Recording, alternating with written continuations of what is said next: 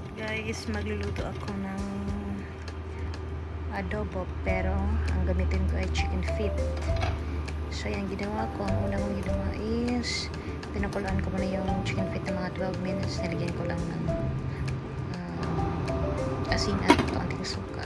So yan, after ko siya pinakuloan ng mga 12 minutes, nandadalhin ko siya, hinugasan ng kaunti. Tapos andito na ang mga aromatics natin. Masarap kasi guys pag gisahin muna ang mga aromatics, diba? So yan, gisahin ko siya pero gamit lang tayo ng kaunting mantika. So yan, syempre na natin ang garlic, tapos onion at ginger. Yan. So ilagay na natin ang chicken feet. Yan na. So gisa-gisahin lang natin yun guys, saglit yung chicken feet natin.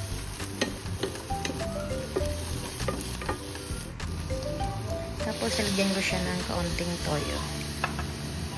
So kaunti lang guys, di natin kailangan sobrang maalat yung niluto natin, diba? Sakto lang yan. Tapos ilagyan ko ng kaunting suka. Yan. So dinagdagan ko pala ng kaunti yung suka. Yan. So takpan ko lang siya saglit, di ko na siya haluin. Tapos after that, lagyan ko lang siya ng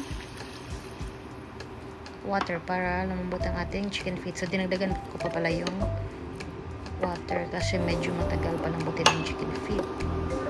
So tatakpan ko na siya. So mga 20 minutes. So ito guys, tipid tip guys, dahil nga naisipan kong lagyan ng egg yung aking chicken feet adobo. So ayan, pinatong ko na lang sa kanin yung egg para hindi na tayo mag separate boil pa, diba? So ayan, tipid na siya. So after 20 minutes, chinek ko. So marami pang sabaw. So ayan, so meaning kailangan pa natin palambutin siya. Yan, tsaka medyo matigas pa yan. So ayan, nag-reduce na ang sabaw guys. Mga 30 minutes ko na siyang napakuluan. Nilagyan ko siya ng brown sugar kasi gusto ko yung sa adobo guys yung may konting tamis. Ayan, diba? Para balance yung lasa. So nilagyan ko din siya ng bay leaf. Ayan. So dahil medyo marami pa ang sabaw guys, papakuluan pa natin siya hanggang sa mag-thick yung kanyang sauce. So ayan na. Na-reduce na talaga ang sabaw. At ngayon, nilagay ko na ang sili. Ayan. Tapos, nilagay ko na yung eggs. Ayan. So, yan. Niligo ko lang ng sauce yung eggs para magkalasa siya. At tatakpan ko lang ito ng saglit guys kasi yung chicken feet natin luto naman na siya. So, saglit na lang talagang pagpapakulo.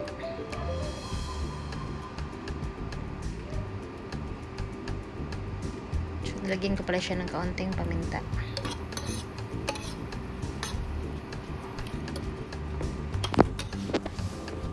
So ayan na guys, okay na ang ating chicken feet, luto na. Tapos guys, parang gusto kong medyo spicy yung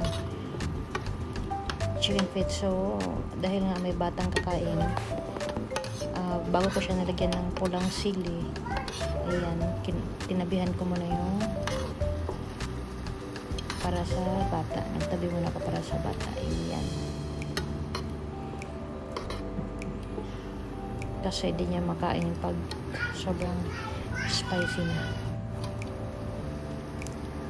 Pero konting sili lang naman nilagay ko. Isang piraso lang na red sili. Yan.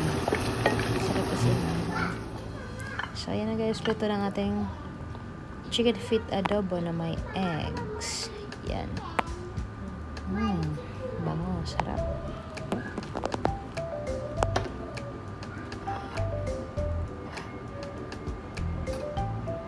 So let's go guys, let's eat at masarap magkamay.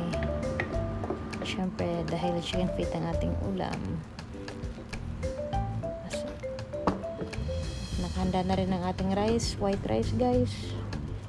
Yummy. Let's eat.